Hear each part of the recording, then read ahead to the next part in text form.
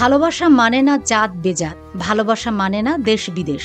দূরত্ব যতই হোক না কেন ভালোবাসা আরও বৃদ্ধি পায়। ঠিক এমনই একটি ঘটনার সাক্ষী হলো রাজবাড়ির ছেলে সজল ও ফিলিপাইনের মেয়ে সায়রার বিয়ের ঘটনায়।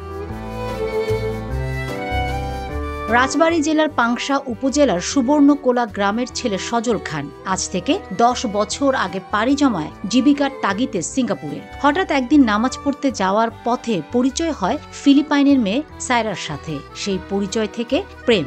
তারপরে দুজনের সিদ্ধান্ত নেয় বিয়ের। গত শনিবার সজলের হাত ধরে সায়রা চলে আসেন বাংলাদেশে এবং সজলের পরিবারের সাথে কথা বলে মায়ায় পড়ে যান।